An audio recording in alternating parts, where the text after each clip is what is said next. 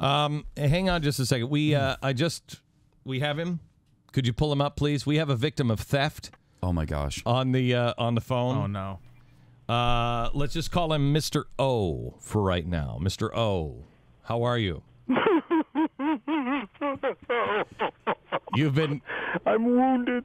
Have you been robbed? I understand. I'm a victim of theft on a grand level. Grand level? Yeah. This is like Grand Theft Auto. Like Grand Theft Braino or something. Yes, okay. So Michael Opelka, your intellectual property has been stolen. Now You said his name. I've said too much. I've said too much. Mm-hmm. I've released your identity now, so I can steal your name now, and I can get your credit cards and steal all of that stuff. Glenn, did you attribute Michael Opelka's parents for naming him Michael when you said that? You did not. No, I did not. Theft! Yeah. More theft! There is a story that I saw in USA Today, USA Today blog. I think I want to get the crediting right. And this is a USA Today story, I believe. And apparently, I am stealing things from people. And one of the most egregious things you've ever stolen is from this man right here, Michael Opelka. You robbed him blind. I robbed him blind, and here's what I robbed him blind on. This is a theft of biblical proportions. Yeah. Biblical proportions. And what I have stolen is the truth has no agenda. There, I've said it. There, I've said it. There, I've said it, Michael. I stole it from you. By the way, Michael, I love the fact that in this story, I believe it's on usatoday.com, but I understand that I stole this from you, and you have been robbed blind, and it's sad because here I go.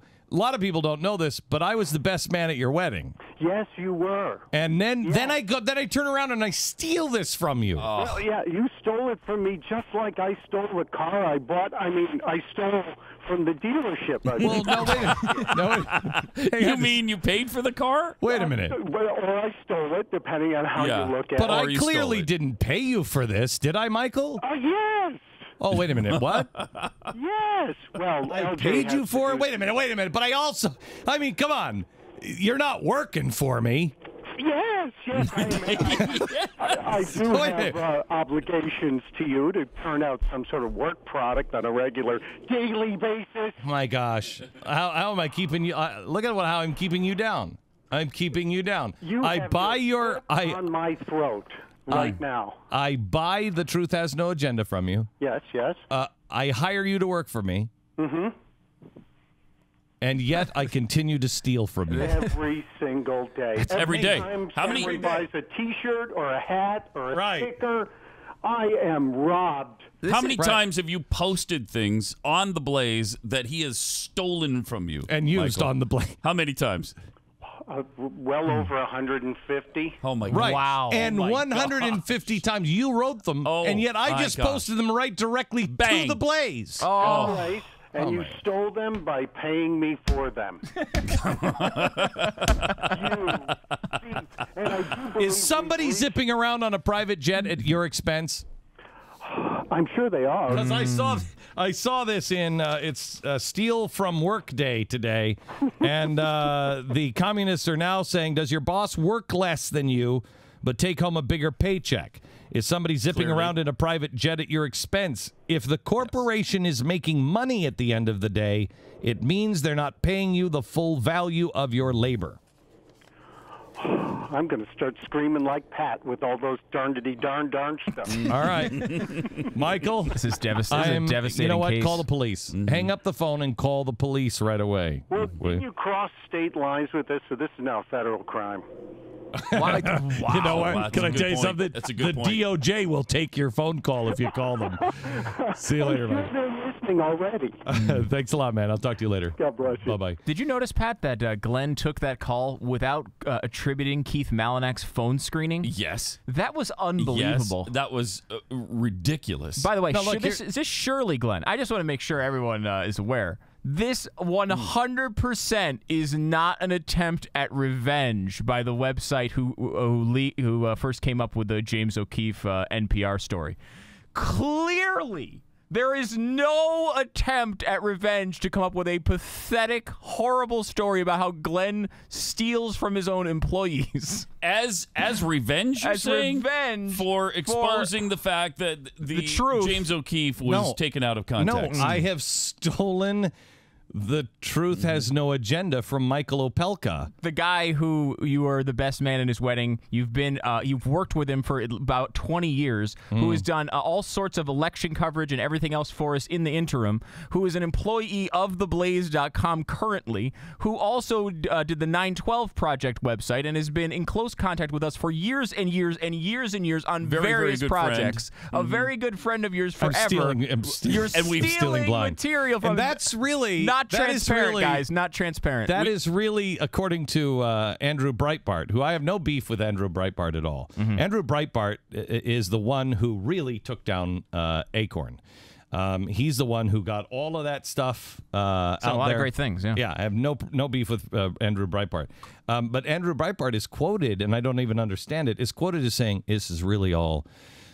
Where it really hit the fan was when Glenn Beck started using The Truth Has No Agenda and stealing that from Michael Opelka. A man we've brainstormed with since March of 1990. How many other things has he stolen? That's what I want to know. We sat in a conference room in March of 1990 with Michael Opelka. Putting together an FM morning show. We were stealing stuff from him back then. His nickname with me is Stunt Brain. So you can still has that. He still has that email. Yeah, see, he is our stunt brain. We use him and bounce ideas off of, and he bounces ideas off of us. We're stealing him blind. Wow. I wonder who dialed the phone with him, because clearly he couldn't see to dial it himself. Because he was so... Yeah, unless he has a Braille telephone. Yeah. Because he's been just robbed blind. Okay, there are also other things in this story that apparently, and we will have a response to this, but apparently I'm stealing material from all kinds of people. Let me tell you this. First, you steal from me, you've stolen twice. I learned that from Charlie Brown in Seattle years and years and years and years ago. There is no original idea. Are there original pieces that people do? Are there, like, videos that we play? Yeah. Can you go to the Blaze right now? I don't even know how this works, but let me go on. I'm just going to click on okay, here's Share the Pain, Mika. Oh, yeah. When I click on the video to watch the video on the Blaze, it goes to the YouTube posting or it goes to the websites. So we're not taking your material, we're driving the traffic to your site. It's kind of the way the Huffington Post and I'd like an expose. Everybody works. I'd like the expose on Matt Drudge, on how Matt Drudge is stealing all of this material. Have you noticed? Because he keeps linking to other sites. He's just posting it all. Brutal. I mean, he's just posting it all. He's not doing any original work. I mean, this is ridiculous. It's ridiculous. When it comes to the television show, any of these bloggers that would like to say that I promised them anything, if you'd like to produce the emails, you know what? You don't have to produce the emails. We saved them all. So we have all of your happy little talk back and forth of saying, hey, you guys are great, not a problem, and couldn't we do anything else for you? No, you guys are great, thank you very much. So we'll go ahead and produce those emails for you if you'd like. Yeah. It's weird. We save everything. Yeah, it's also weird how it's certainly not possible that, A, some of these people have been guests on the program and have been attributed, and secondly, certainly not possible that some have tried to get jobs with us recently. No, certainly not possible that they're upset we didn't hire them. Hey. That's impossible. I won't have you talk about the person who wrote the article getting ready to try. Don't eat. I'll just say the guy who's no. It's not possible. The guy who wrote that sour grapes that we wouldn't hire him. And there's multiple people on. Yeah, no. None of that happened. And certainly, again, not revenge. They're not upset that we ruined their cute little story. Couldn't have been that. Could it be that? That's for sure. Stu. What? I'm saying it couldn't be. I'm saying it couldn't be. I've ruled that out. I've completely ruled it out. You shouldn't be the guy who writes the response. You shouldn't be the guy who writes the response. Look, I'm just a guy. I'm just a guy who's very upset you've been stealing my material for years. Real quick, I just read a little bit of the story, and it said something about that, how we work to scrub somebody's watermark off of. No, it's ridiculous. How many times have you seen videos on your show with the stupid logos on there? How many times have we? All the time that I know of. I don't have anything to do with the videos. Could they find in 1,000 hours of broadcast one that got stretched to a 103-inch screen that they didn't like the way it got stretched and their logo got? It's possible. I don't know if it's true or not. It's not impossible. You do hundreds of hours of broadcasts, and how many videos do you pull every day? We're running dozens of videos every single day. Can you find one? It's not impossible, but still, it's ridiculous. It's a ridiculous standard, and no one could hit it. No one. Right.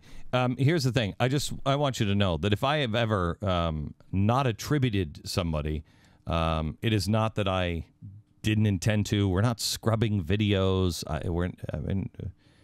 This is the most ridiculous charge I've ever heard. If I've not attributed somebody, I apologize for that. I can't imagine how it has happened other than just thousands of hours of broadcast. But I stand by, and I think this is the most important thing. This is what really needs to be said about this.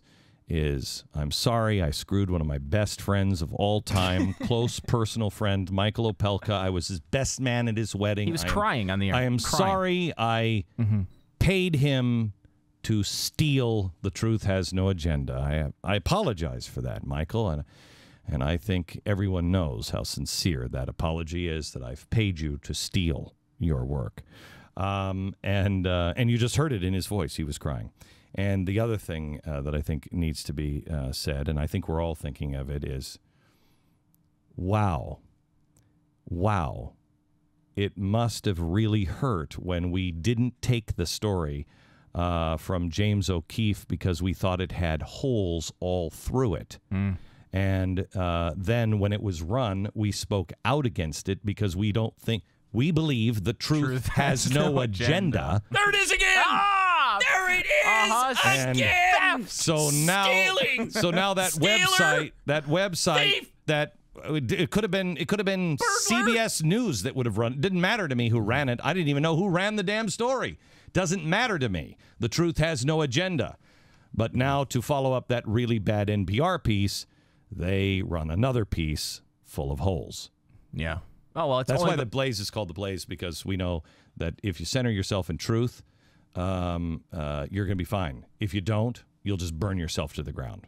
That should be the non-stolen theme now. Who'd you if get you that center one yourself from? in the truth, everything else burns to the ground. Where'd that come from, huh, Glenn? Where did that idea come from? I think we should look into it. It's an old reference, isn't it? It came from somebody named Moses, didn't it? Who is this Moses you speak of? I don't know who Moses is. I never heard that. Seems like you do.